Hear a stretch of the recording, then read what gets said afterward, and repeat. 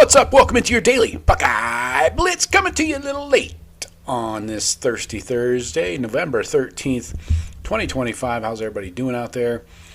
I apologize, first off. Hopefully you can forgive me.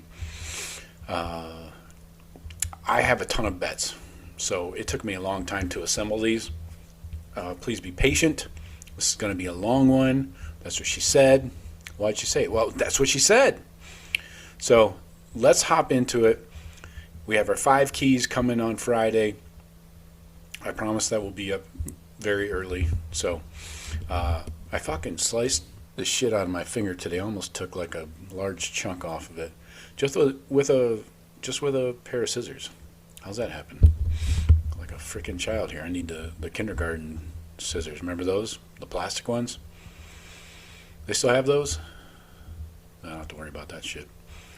Anyway, let's get into it here. Week, whatever it is, I don't know. Week 11, 12, who knows? Let's get into it.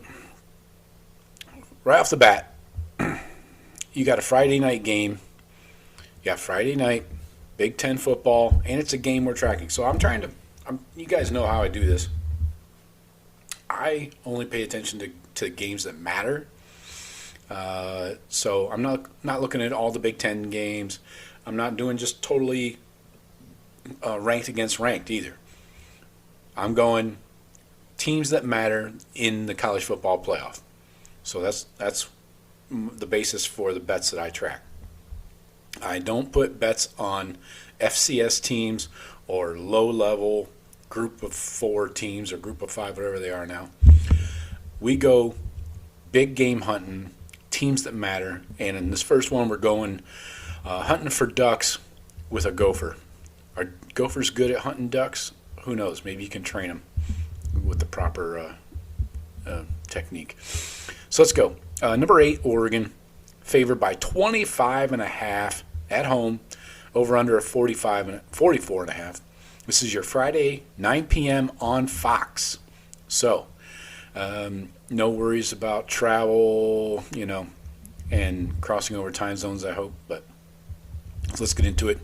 Oregon survived that rock fight in Iowa last week. That was a legit win in bad conditions. If Iowa just could tackle, and I can't believe I'm saying this again. I said it Monday night. That was ugly. The Iowa tackling of the Oregon running backs, Oregon just ran it at will. And every other guy's name on the Iowa defense. Anyway, Minnesota leads the Big Ten in sacks with 32. They're bad on the road, 0-3. All of their losses are blowouts. So the Gophers' offense is bottom level. Freshman QB Drake Lindsey, we saw him. He's not really moving the needle for you. Oregon's injuries at wide receiver and tight end do matter, but the running back room is deep. So this is at Autzen Stadium. After dark, this is a different animal, and I do mean animal, not just the duck. So I don't think Minnesota can score with Oregon. I'm taking Oregon, minus 25.5, but I'm taking the under.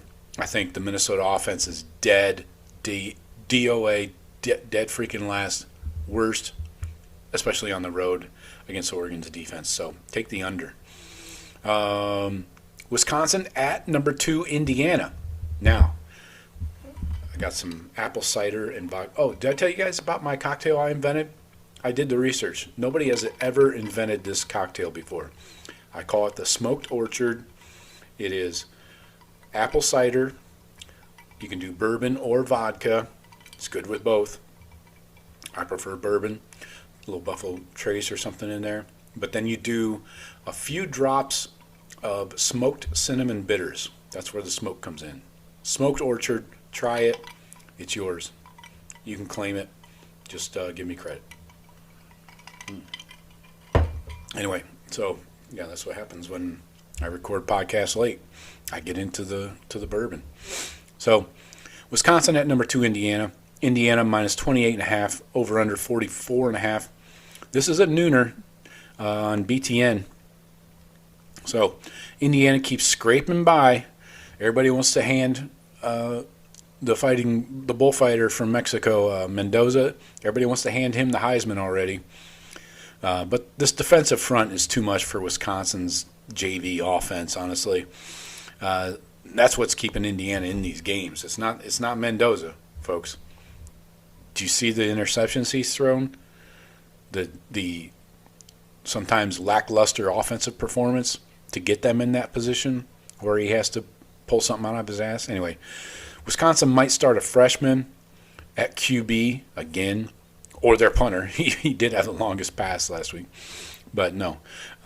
Hoosiers are still chasing the Big Ten title matchup with the Buckeyes. So motivation is high for them to go in there and get the dub. Well, they're not going anywhere. It's at home. Sorry. So Wisconsin linebackers are solid. They'll be on the field all day long, though. I'm taking Indiana minus 28.5. Again, another team that has no offense in Wisconsin. So hammering the under as well. What did I say that was? 44.5? Yeah, hammer the shit out of that. Next up, I'm going to have to speed it up here. We'll be here all night. So, no, she didn't say that. South Carolina at number 3, Texas A&M. Again, somebody needs to explain to me why I should care about Texas A&M. I know. Here comes the comments. A&M favored by 19.5, over under 47.5. This is a noon kickoff as well on ESPN. So the Gamecocks embarrassed A&M last year. Mike Elko is absolutely mentioning that nonstop. A&M's defense allowed 77 passing yards last week. The South Carolina offense, new OC, equals worst scoring attack in the SEC. Jesus. Lenore Sellers isn't the same player this year. He's regressed. So is the offense. So the Aggies have won 3 road games versus ranked teams. Now they're back home. So I'm taking the Aggies minus 19.5.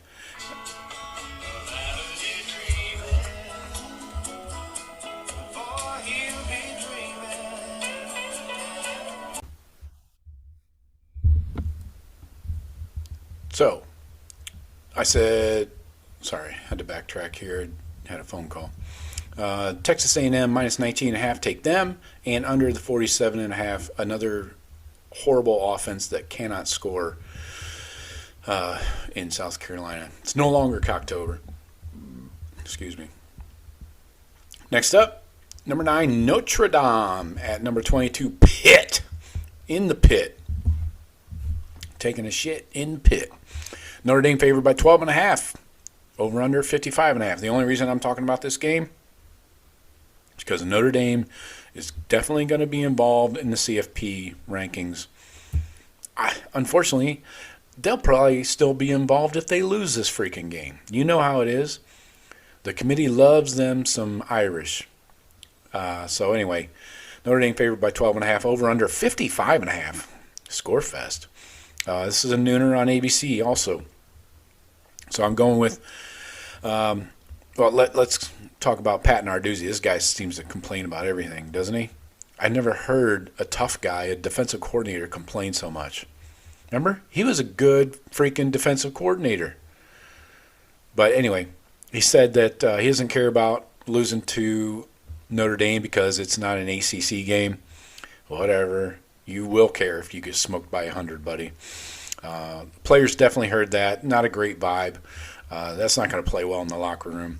The Notre Dame offense is rolling along. C.J. Carr, Jeremiah Love, these guys are shredding people. I would like to point out that Bo Jackson has a better yards per carry average than Jeremiah Love in fewer attempts. I'll get you the exact numbers on that. There's a reason to tune in on Monday night. So just want to point out, see Jeremiah Love getting a lot of love, maybe too much, but Pitt's a feisty little chump.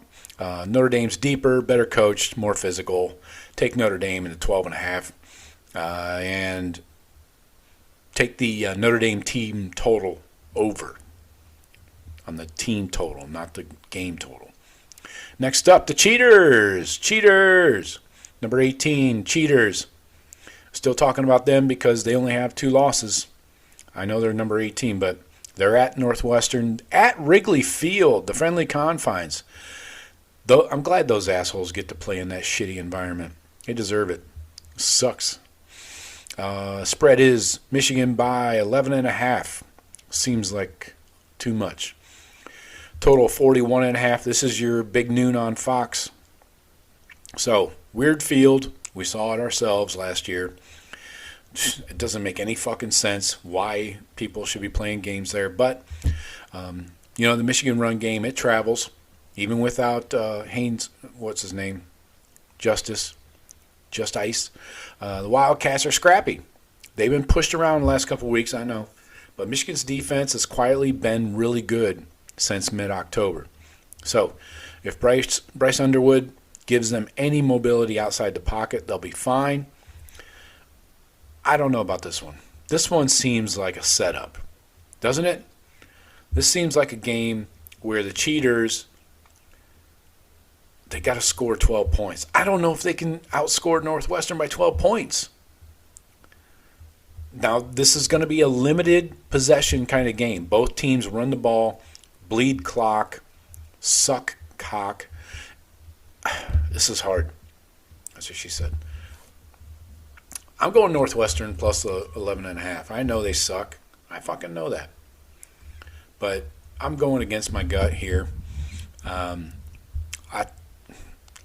think this team is this Northwestern team is scrappy, and if they can keep this game close, I mean, we saw what happened with Purdue and Michigan last time out. Purdue, what, they lost by 5? Hell yeah! I took the Boilers in that one. Anyway, taking Northwestern plus 11.5, probably the under 41.5 if you feel froggy. And next up, we got to speed this up. Jesus H. It's going to be an hour-long show. Number 11, Oklahoma at number 4, Alabama. This is a huge game. 3:30 on ABC. Bama favored by 6.5, a touchdown. Over under 45.5. Huge playoff implications, obviously. Both teams are going to be locked in and motivated. Oklahoma's turnover spike last week is not sustainable. Then you got Ty Simpson. He's been so efficient. 21 TDs, 1 pick on the year. Can Brent Venables and his cheating, sign-stealing ass force some chaos on this Bama offense? I don't know. I don't think so. Bama at home is a different monster. If this were in Norman, maybe I'd lean Oklahoma's way a little bit. But Oklahoma's also missing their defensive end, so that's huge. I'm going Bama to cover the touchdown, 6.5. Probably the under. These are two really good defenses. Bama can't run the ball either. So I think they're going to be conservative, though. Run a lot of RPOs, short yardage passing. Same shit, different week, right? So take Bama and the under 45.5. Next up, Iowa, the Hawkeyes, going to number 17 USC. We're talking about this game because we have another 2-loss Big Ten team that needs to win out in order to be an option for the playoffs. Hell yeah. USC favored by 6.5 also.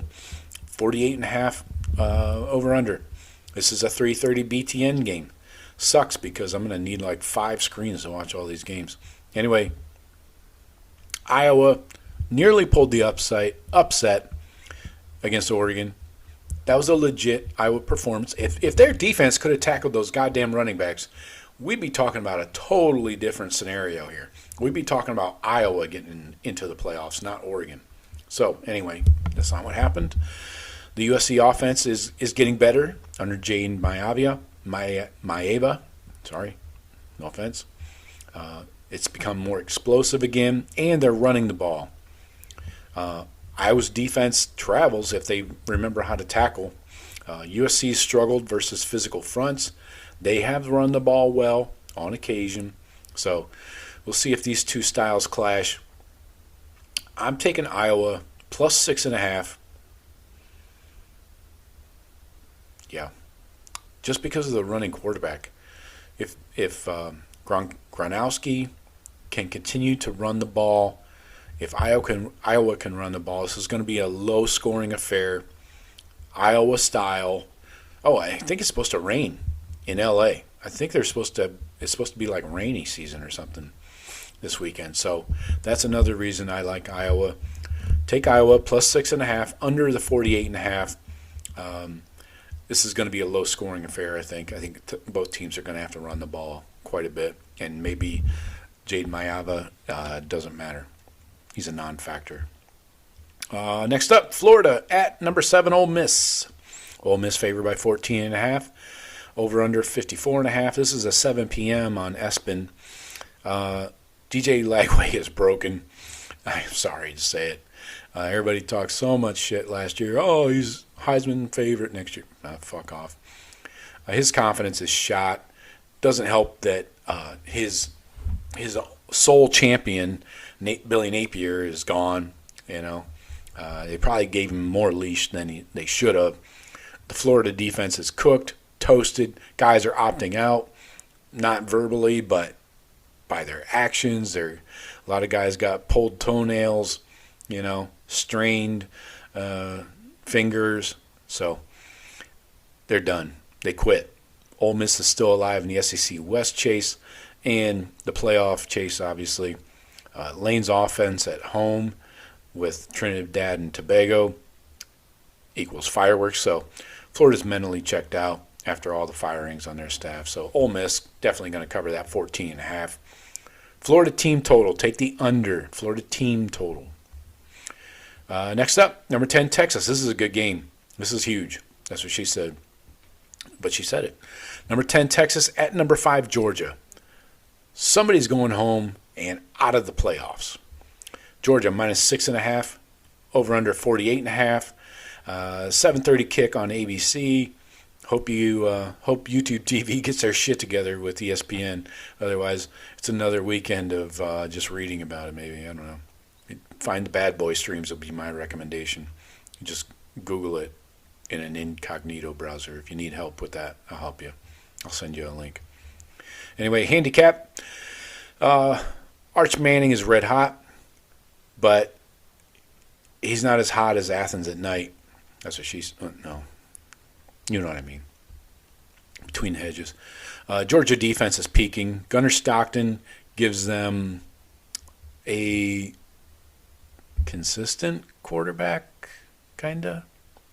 He's not gonna ruin the game for you, most likely. He's not gonna lose it. But Texas's only path is explosive plays. Georgia typically eliminates those. They have so many athletes on defense. We know that. The atmosphere is going to be nuts, off the charts. Matthew McConaughey is going to be there. He's going to be putting Uga in a chokehold, maybe. Who knows? Is he a known dog hater? Has he beaten a dog before? I don't know. Let me know if you guys know something. Georgia, minus 6.5. Take the dogs. Over 48.5. Both these QBs will be able to move the ball. I'm burping a lot tonight. Sorry about that. So, you got it. Now, your Buckeyes, my Buckeyes, our Buckeyes, UCLA, the Bruins. Bruins are going to be left in ruins at number 1, The Ohio State University. Buckeyes favored by 31.5. Over under 47.5. We're getting no action out of this UCLA team. This is also a 7:30. This is on NBC. So, adjust accordingly. You don't have to worry about YouTube TV. You can watch this game on YouTube TV. It's the only upside. UCLA run defense is 122nd nationally. Watch Bo Jackson and Isaiah West eat big time. I'm talking over 200 yards combined. Nico Iamaleava, we know his deal. He's a tough son of a bitch. He's tall, lanky, got wheels. Not super accurate, but watch him. You gotta take this dude out. He's going to be running for his life against the Buckeye edge rushers and blitzers. Watch, Sonny Styles, Arvell Reese are going to be spying him. So Julian's saying at home in prime time. Keep in mind, Heisman Trophy.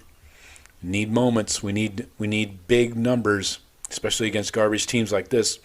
This is an automatic for Julian saying Buckeye defense has given up 7.2 points per game.